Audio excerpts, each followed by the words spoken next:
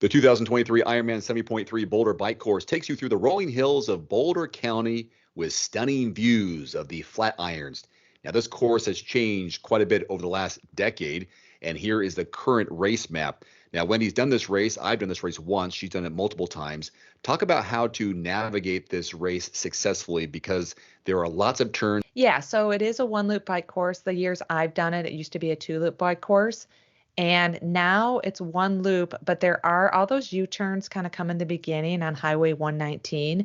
If you're familiar with Boulder, you know what Highway 119 is. If not, I would definitely drive that part of the course so you understand how far the distance is between those U-turns. But once you kind of get out of that area, that's where the beauty comes. Then you're going to head out. You're going to be on the foothills. You're going to go up the famous Highway 36 over have the site of the Flatirons. And it's one of the fastest 70.3 courses I've ever done. Even with the course changes over the years, it's a very fast course. All your climbing and all the elevation kind of comes in the beginning, and there's some false flats. So if you feel like when you're heading towards the Flatirons and in the foothills, if you're feeling like you're a little bit more tired, but it appears to be flat, well, that's what a false flat is. It's going to appear to be flat, but you're actually going uphill, and then you're going to hit the hills. So again, most of that elevation comes in the beginning, and then once you turn east again, and there's a screaming downhill, and it's a screaming downhill. So if you're not comfortable riding downhill fast with other athletes around you, that's something that you might want to incorporate in your training plan, as well as if you're not comfortable riding hills and you don't have hills in the area that you live in, you might want to, travel somewhere to get experience riding up and down hills so you get comfortable with changing gears on your bike and you just kind of get comfortable with that feeling of what it's like to go super fast downhill. And if you can't do that, then doing some big gear drills indoors or riding on various apps. I know the Ruby app and the Full Gas app have the Boulder 70.3 course on them that you could ride beforehand. And at least that gets you a little bit more familiar with the terrain and the grades of the hills and the uphills and downhills.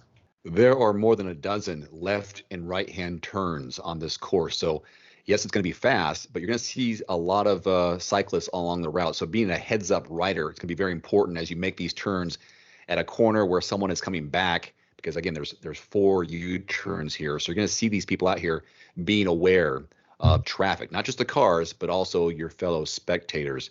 How do you navigate and be successful at all these corners and turns in a race? Because it can be kind of, you pick up speed. It's hard to get into a rhythm when every so many miles you have a new turn. Yeah, I mean, it's not my favorite, and it's not something that I'm going to go out and train practicing my U-turn ability or, but it is, again, you just have to know that you do have to slow down because you may not be the only one going around this U-turn. You may be around 5, 6, a dozen other athletes doing the same thing you're trying to accomplish. So safety for me is always first. If I have to slow down more because there's other athletes around me than I would if I were alone, to me, that's worth it because I don't know the experience of the athletes that I'm around. And so I'm always mindful of, looking at them and trying to determine how they're going to take the corner or take the U-turn and how much they're slowing down and speeding up. But I am pretty good about once I do a corner, standing up on my bike and trying to get as much power and momentum as I can right away so I can pick up that speed again on, the next kind of various flat part of the course, because that does happen on a flatter area of the course. And be very aware of the total elevation gain, just over 2,000 feet. So there are only 3 major climbs, but they add up over time. So pacing yourself up these climbs and then taking advantage of the descents to, get your legs back, spin them out, whatever it may be, but just over 2,000 feet of elevation gain in 3 major climbs.